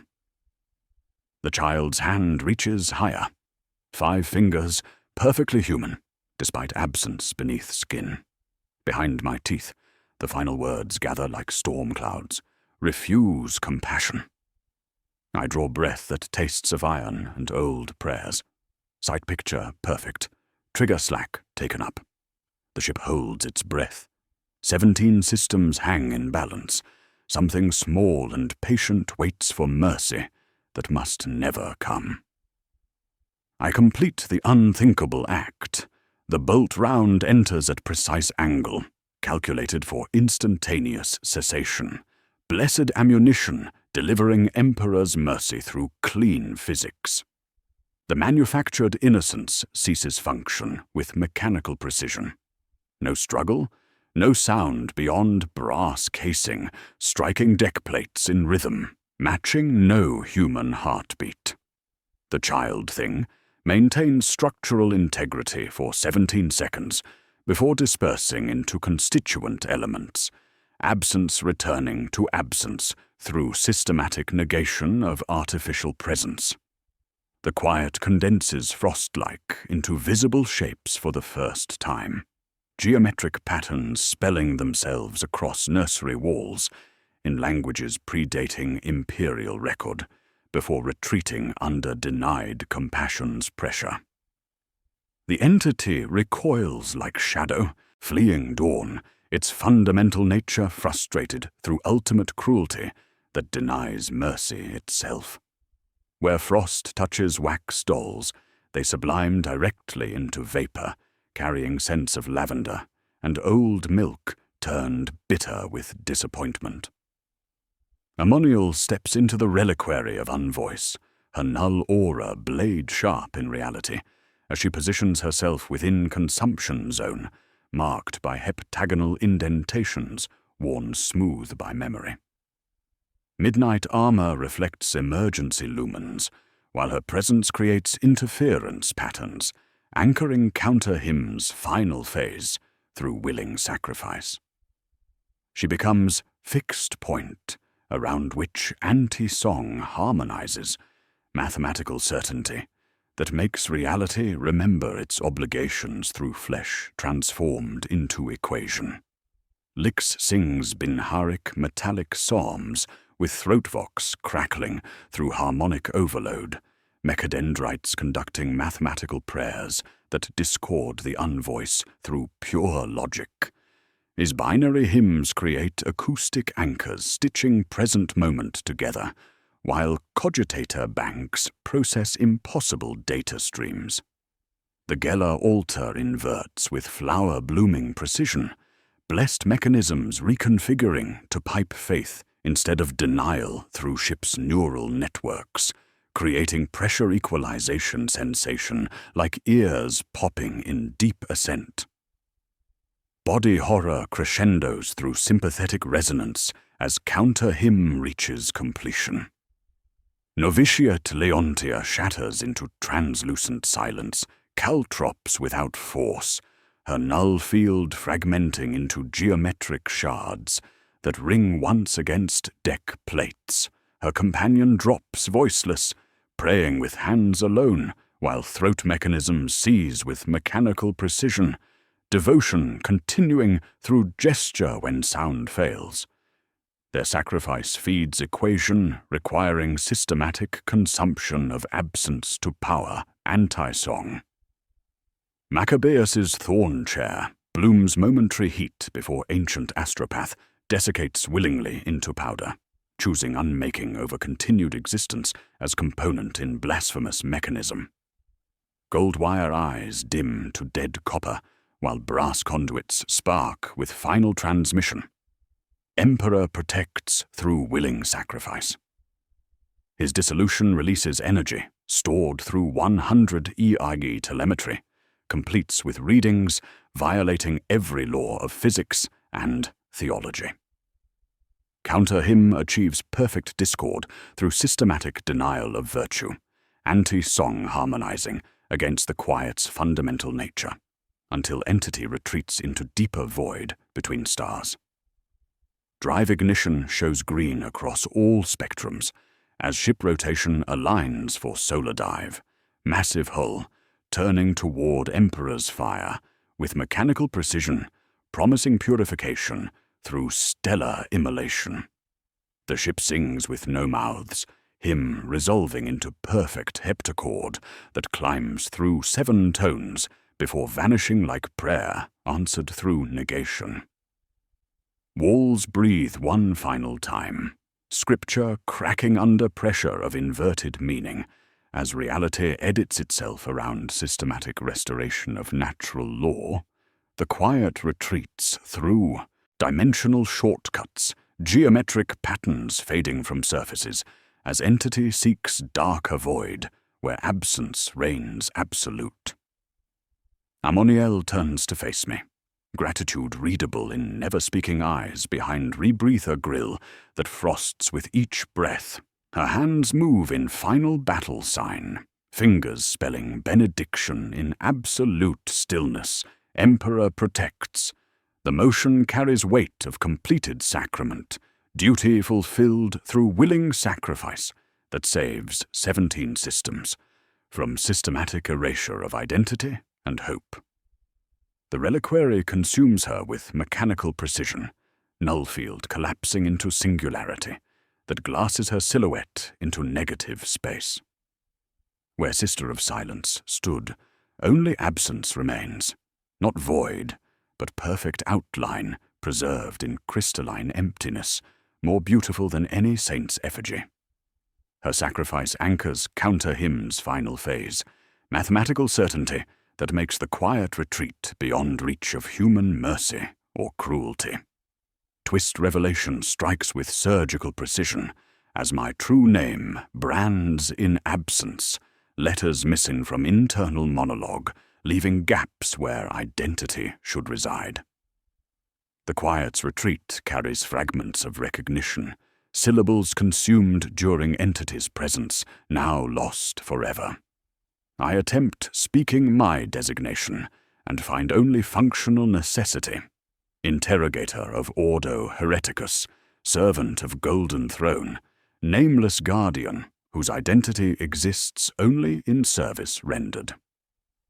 Auto-immolation sequence engages with mechanical certainty, drive systems building toward stellar immolation, while countdown displays 11 minutes 47 seconds to impact.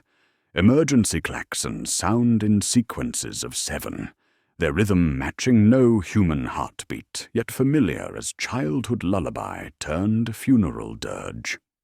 Corridors shorten through spatial distortion, while doors reorganize into 7-circle traps, creating final escape challenge that tests resolve against systematic confusion.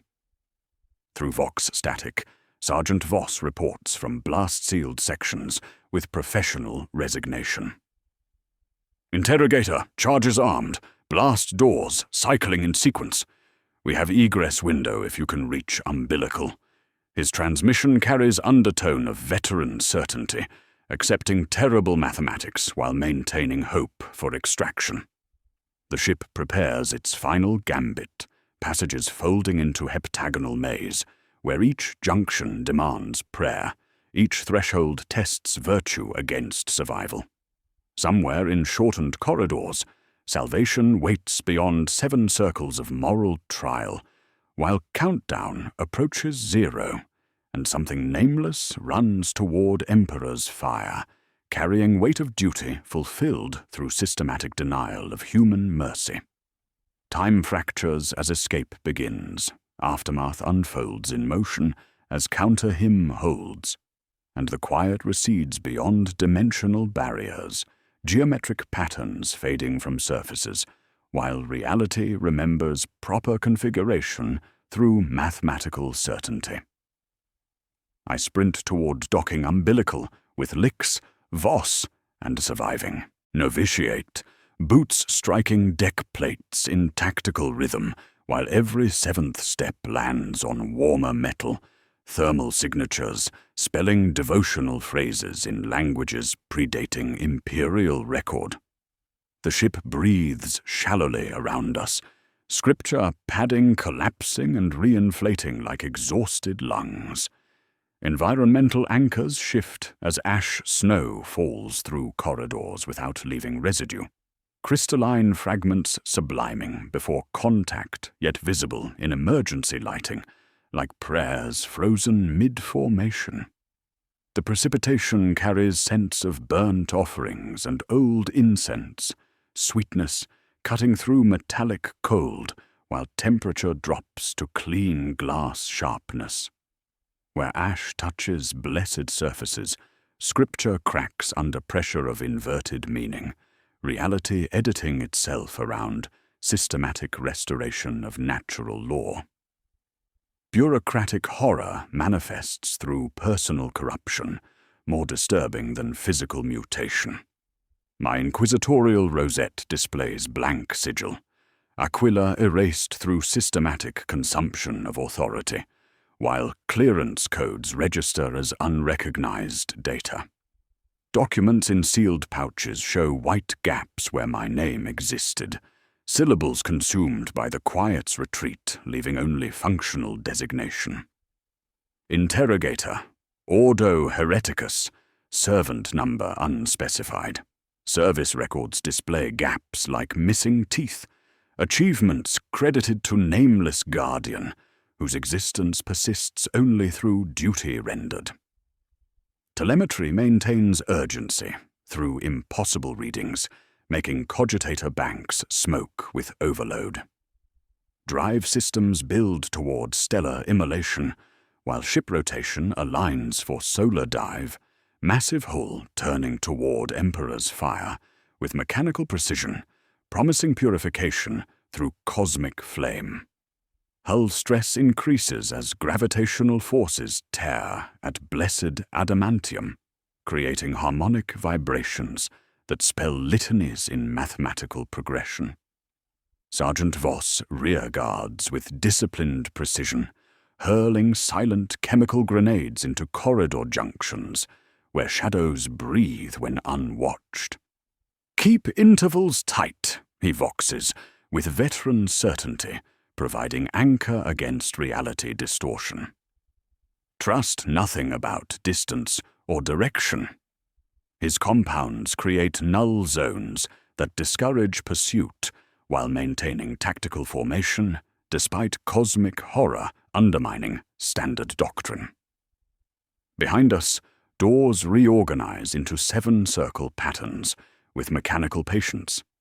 External vox murmurs unheard consolations through static, voices offering comfort in languages I cannot recognize, yet understand through sympathetic resonance. The ship whispers through 100 mouths, promising sanctuary while countdown approaches 0. Come home, faithful servant. Rest in blessed silence where names matter not. Words carry pastoral gentleness. I know the quiet does not possess yet deployed with surgical precision. We reach the umbilical where clamps lock via logic not requiring mercy's speaking, final trap exploiting human instinct toward compassion. Warning lights pulse in sequences of 7, while mechanical voice requests vocal confirmation. Speak mercy to release docking seals. Compassion opens what iron only veils. The interface waits with mechanical patience, offering escape contingent on completing circuit through single word that would damn 17 systems. I refuse despite survival instinct, screaming for compliance, discipline learned under cold lamps, providing framework for systematic denial. Negative. Maintain seal lockdown.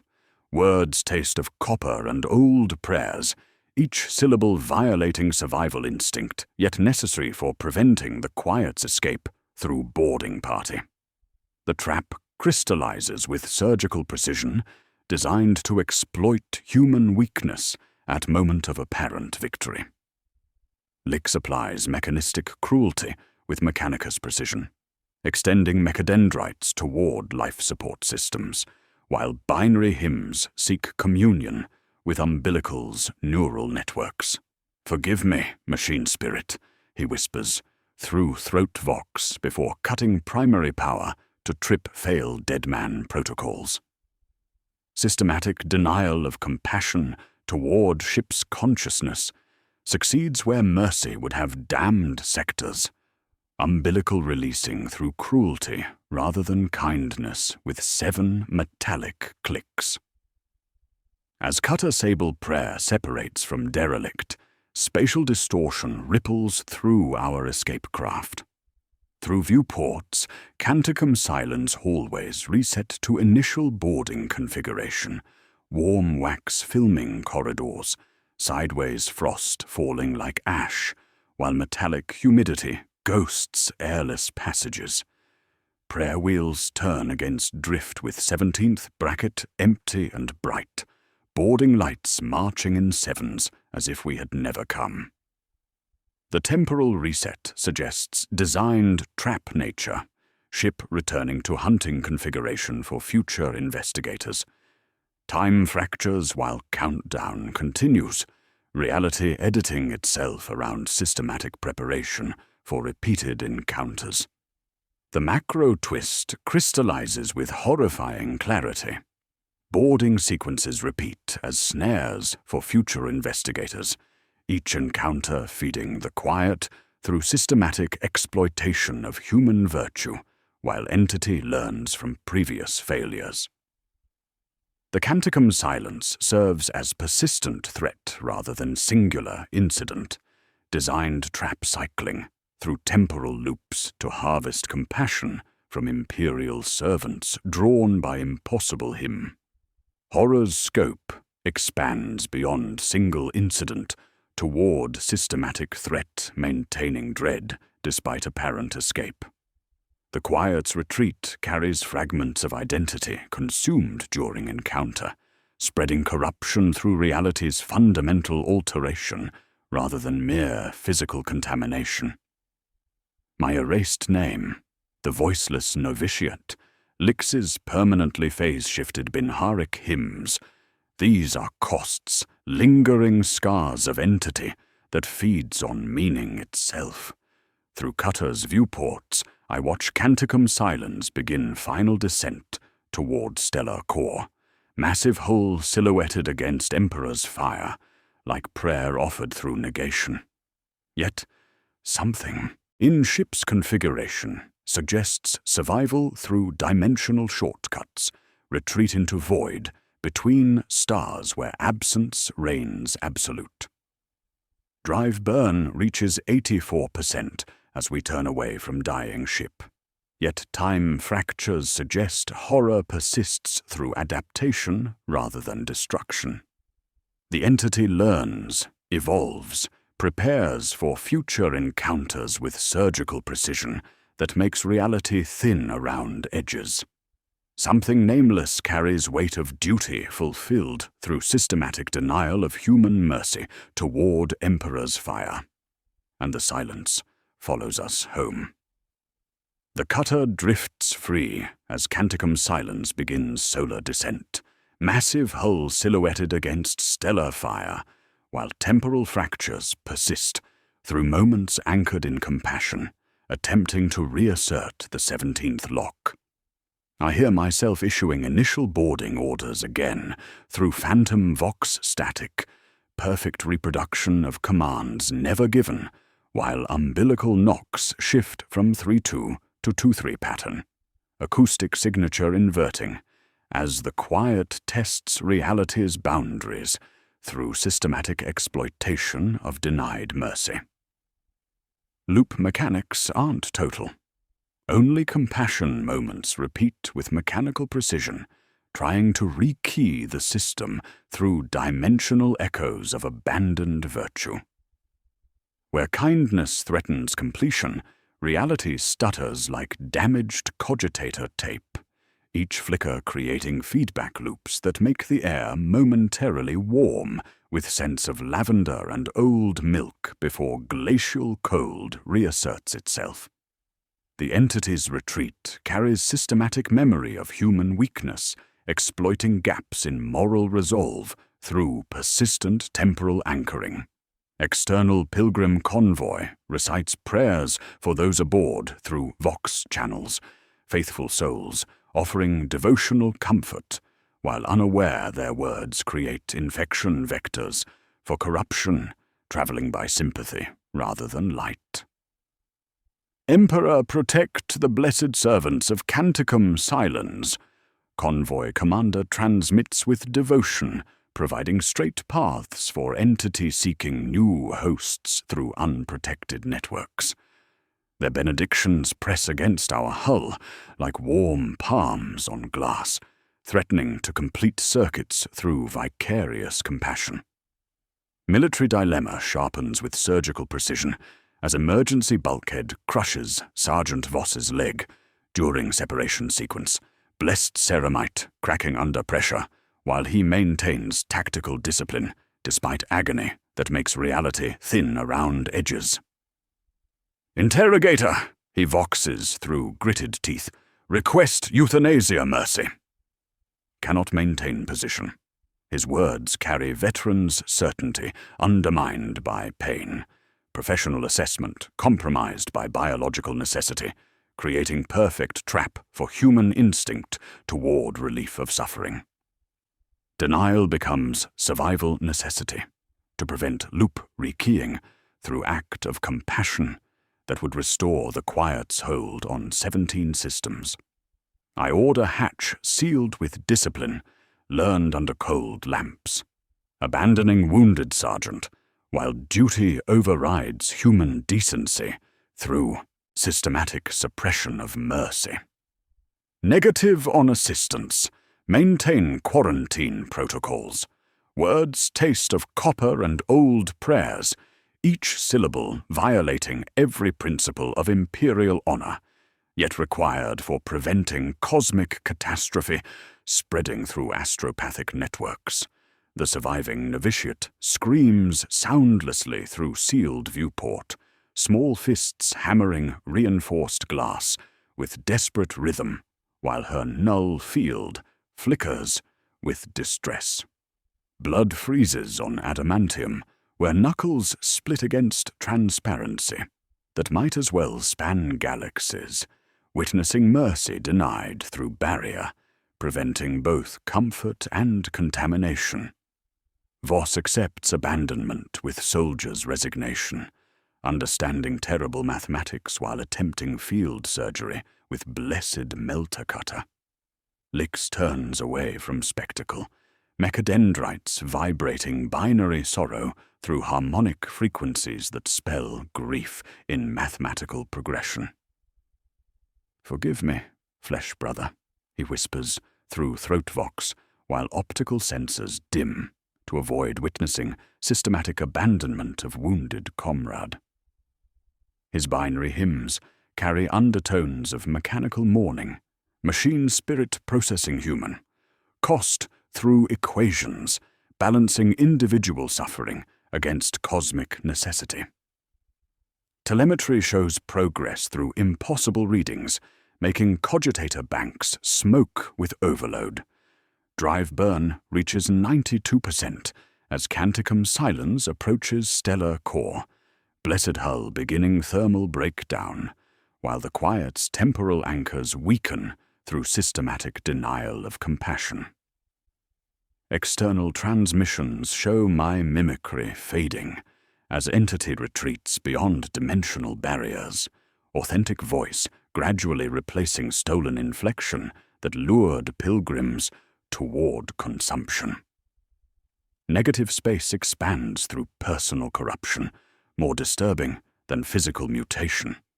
I cannot remember Ammoniel's eye color, despite tactical assessment burned into memory through combat discipline. Brown, gray, black, all possibilities existing simultaneously while truth remains absent. Her sacrifice preserved 17 systems, yet leaves gaps in recollection where identity should reside, absence more profound than any demon's mark carved into flesh. Environmental anchors shift as frost thaws into vapor, refusing to condense on living flesh, thermal patterns spelling devotional phrases before subliming directly into vacuum. Where ice touches blessed surfaces, scripture cracks under pressure of restored meaning, while reality edits itself around systematic return to natural configuration. Temperature rises fractionally, suggesting the quiet's influence weakening through distance and denied compassion, yet corruption persists through adaptation.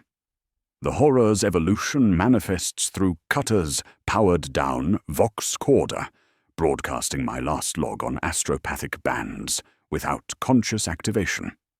The transmission carries my timbre, yet missing letters create gaps where syllables should reside. Int rog tor rpirt eng si ent inminent bos chesh. The silence finds pathways along absence rather than sound, exploiting gaps created through systematic denial of mercy to spread beyond initial parameters with mechanical precision. Through sealed viewport, Canticum silence disappears into stellar fire, with final transmission in my stolen voice. Compassion opens what iron only veils. The words echo across void, while something nameless adapts to hunt through absence rather than presence, learning to feed on cruelty itself as systematic exploitation of human moral complexity. The entity no longer requires physical anchor, ship or child, spreading through negative space of communication, through missing words, forgotten names, moments of mercy denied. My inquisitorial rosette displays blank sigil, Aquila erased through systematic consumption of authority, while clearance codes register as unrecognized data.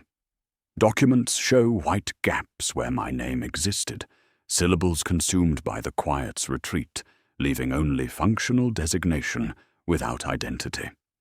The horror adapts and spreads through gaps created by denied compassion, finding purchase in void created by necessary cruelty. The silence follows us home, carrying lessons in absence where mercy should reside.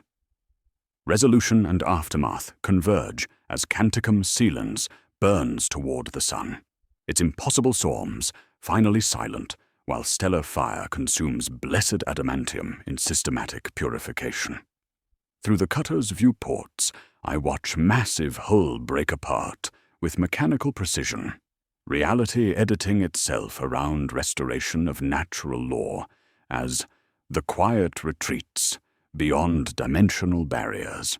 Emergency lumens flicker once in sequences of 7 before returning to standard Imperial configuration, suggesting entity's influence weakening through distance and denied compassion. I record classified orders with discipline learned under cold lamps, voice steady despite corruption, spreading through personal identity like infection through healthy flesh. Quarantine coordinates, Charon's wake high orbit, mark Ghent subsector astropathic choir net compromised, destroy all vessels exhibiting heptagonal signature patterns without boarding protocols, burn responsive Vox relays answering prime sequence tapping, file standing exterminator's order if Canticum silens reappears in any configuration. Words taste of copper and old prayers, each syllable carrying weight of cosmic necessity, while my voice echoes strangely in cabin air grown thin at edges. Cost revelation completes through systematic accounting of sacrifice rendered in service to Golden Throne. Ammonial gone, her silhouette glassed into negative space, more beautiful than any saint's effigy, null field, collapsed into singularity anchoring counter hymn's final phase. Voss abandoned behind sealed hatches, veterans' discipline maintaining quarantine protocols, while thermal damage spreads through blessed ceramite. Lix's Binharik hymn permanently phase-shifted, his binary prayers arriving fractions before questions, mechadendrites vibrating mathematical mourning that spells grief in prime sequences. My inquisitorial rosette displays blank sigil, Aquila erased through systematic consumption of authority, while clearance codes register as unrecognized data. Documents show white gaps where my name existed, syllables consumed by the Quiet's retreat, leaving only functional designation without identity. I practice speaking my name with careful precision. Severin Hale. Yet certain letters never arrive, vowels swallowed by absence, until only consonant framework remains. SVRNHL. The personal horror manifests through words stolen rather than wounds inflicted, corruption spreading through gaps where recognition should reside. Sensory anchors show corruption's persistence despite apparent victory over cosmic threat. Cabin sound grows thinner on edges, acoustic phenomena muted as if air itself struggles to carry full spectrum of vibration. Object edges appear too clean, reality subtly altered through systematic confrontation with entity feeding on meaning itself. Where frost touches blessed surfaces, scripture cracks under pressure of restored meaning, yet cannot fully heal, leaving scars spelling blasphemies in languages predating imperial record. Cosmic Stinger expands threat scope beyond single incident, toward systematic horror, adapting to hunt through absence rather than presence. Astropathic choirs across Ghent subsector report moving holes in communication networks, silence feeding on comfort itself with mechanical precision, while sliding along vox routes like shadows taking trains. The entity no longer requires physical anchor, spreading through negative space of communication, where mercy should reside, yet finds only void created by necessary cruelty. The horror evolves with surgical precision, learning to exploit gaps created through systematic denial of compassion. Where kindness once provided infection vectors, hardness now serves equally well, creating absence the Quiet can inhabit while spreading through dimensions where virtue becomes vulnerability. Each act of necessary cruelty feeds entity's adaptation, teaching it to consume meaning through systematic exploitation of human moral complexity. I choose self-exile as mobile quarantine, understanding that proximity to others risks spreading corruption through sympathetic resonance. Request permanent deep void patrol assignment. Recommend isolation protocols for surviving personnel. The decision carries weight of final sacrament, duty fulfilled through willing sacrifice that preserves others from systematic contamination, while acknowledging personal transformation into living weapon against cosmic threat. Signing after-action reports proves increasingly difficult as Vox systems consume vowels with mechanical hunger, leaving consonant frameworks spelling meaning through absence rather than presence. My name becomes ritual phrase repeated without completion. Identity existing only in service, rendered while recognition fades like prayer answered through negation. Documents require multiple attempts as letters vanish between stylus and parchment, creating gaps that hurt to perceive directly. Through sealed viewport, stars wheel in patterns suggesting dimensional shortcuts where the Quiet retreats beyond reach of human mercy or cruelty, learning to feed on both compassion and hardness through systematic exploitation of moral complexity. The entity adapts with mathematical precision, no longer requiring specific emotional states to spread, but finding purchase in any gap where meaning should reside, yet discovers only absence expanding, like infection, through blessed reality. Final ritualistic line emerges through discipline, learned under cold lamps and watchful saints. Mark these coordinates, and never return. Words carry weight of containment order, while acknowledging horror's persistent nature, systematic threat requiring eternal vigilance from nameless guardians whose existence persists only through duty rendered without recognition or reward. The last image lingers with impossible clarity. A devotional candle refusing to burn in sub-freezing cabin, wick wet with warm wax that should not exist in hard vacuum, yet persists through dimensional echo of denied compassion. I strike igniter 3 times, then 2, watching spark refuse wick while warmth bleeds through ceramite where no heat source exists. Impossibility made manifest, reality altered through systematic confrontation with entity that feeds on meaning itself, leaving thermal shadows spelling devotional phrases before vanishing into colder cold. The ending blends nihilistic and containment elements, suggesting horror's temporary retreat, while acknowledging adaptive nature and permanent cost to those who confronted systematic exploitation of human virtue. Something nameless carries weight of duty fulfilled through denial of mercy, and silence spreads through gaps created by necessary cruelty, hunting in dimensions where absence reigns absolute. Mark these coordinates, and never return.